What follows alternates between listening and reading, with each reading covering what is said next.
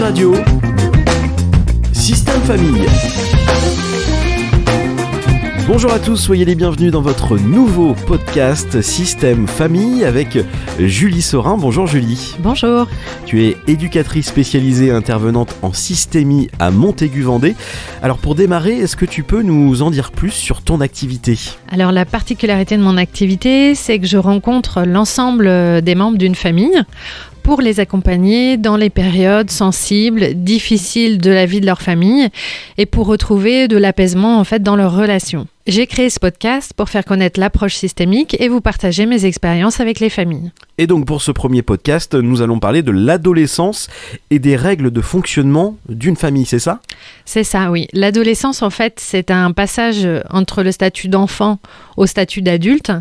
Et devenir adulte, c'est devenir autonome, indépendant de sa famille. Donc ça implique une séparation et une négociation de nouveaux liens avec chacun des membres de la famille. C'est un changement individuel, mais ça provoque aussi un changement au niveau familial. Ça modifie l'organisation, déstabilise, remet en question au niveau des règles, des valeurs et des croyances de la famille. Alors de nombreux parents disent de leur adolescent qu'ils ne respectent aucune règle. Tu peux nous éclairer là-dessus ? Oui, en fait, dans une famille, les règles, ce sont des informations sur le comportement à tenir en fait dans un contexte donné. Ne pas respecter ces règles, c'est un peu signe de remise en question aussi de l'appartenance à la famille, telle qu'elle est définie à un moment donné.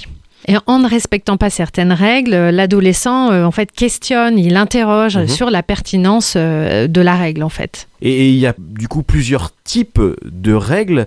On va parler tout d'abord des règles explicites, Julie. Oui, c'est ça. En fait, les règles explicites, elles sont énoncées clairement. Ça peut être par exemple qui fait telle tâche ménagère. D'accord. C'est assez clair. Et des règles plus implicites. C'est ça. Donc ça, c'est plutôt celles qui ne sont pas dites clairement en fait. Les membres de la famille, ils les respectent par habitude.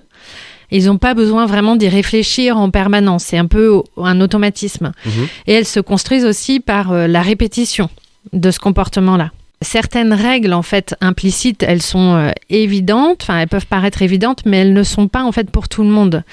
Elles sont aussi le fruit un peu de la construction de chaque parent, de ce qu'a vécu chaque parent dans sa propre famille, avec ses valeurs et aussi à un temps donné.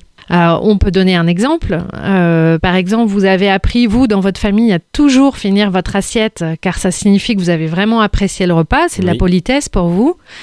Mais pour une autre personne, ça peut aussi vouloir dire vous avez fini votre assiette, ça veut dire qu'il n'y en a pas assez, il n'y en a pas eu assez et que vous avez manqué. Ouais, c'est vrai. Il est donc important, Julie, que les règles soient nommées clairement. C'est ça. En fait, il y a beaucoup de parents qui me disent « mais je comprends pas, il les connaît les règles, pourtant on les répète, mais il ne respecte toujours rien ».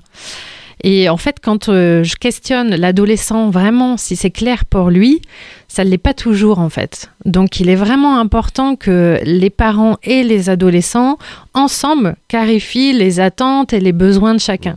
Et est-ce qu'elles doivent évoluer, ces règles ?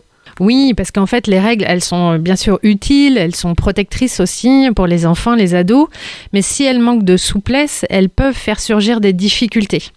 Donc c'est intéressant aussi de les transformer plutôt les règles comme des guides vraiment en lien avec la réalité, avec ce que vit en fait l'enfant à un moment donné. Et donc la croissance au niveau de l'adolescence, du coup ça va se modifier parce qu'on va pas avoir les mêmes règles pour un enfant que pour un adolescent. Donc c'est important que la règle elle reste pas figée et de se questionner ensemble sur l'évolution possible en fait. C'est ça qui est difficile plutôt de s'adapter aussi à ces règles. Comment faire ? Est-ce qu'on prend les bonnes décisions ? Mais l'important, c'est vraiment d'en échanger avec son adolescent. Parce qu'en effet, on a des repères où certaines règles étaient... on se disait qu'elles étaient vraiment protectrices et bonnes pour notre enfant, mais quand il évolue, du coup, c'est important de savoir aussi si ce n'est pas une règle trop enfermante pour l'adolescent. D'où l'intérêt de contacter Julie Saurin aussi. Oui, c'est ça, c'est un travail qu'on peut faire ensemble lors des séances pour échanger ensemble sur les règles, est-ce qu'elles sont OK pour tout le monde, pouvoir en échanger ensemble. Merci Julie pour ces éclairages. Si on pouvait résumer en quelques phrases, tu nous dirais quoi exactement ? Eh bien, par rapport à l'adolescence, donc c'est un chamboulement qui est individuel pour l'enfant, mais c'est aussi vraiment un chamboulement pour toute la famille. Donc, les règles, elles sont vraiment remises en question.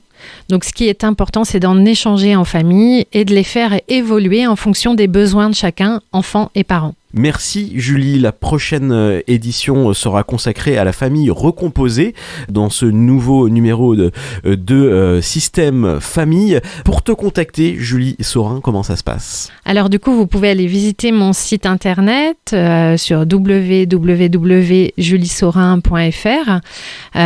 Vous pouvez donc visiter le site, prendre contact avec moi par téléphone ou par le biais d'un formulaire de contact. Merci Julie, à bientôt. Merci à vous, au revoir. Dig Radio, Système Famille.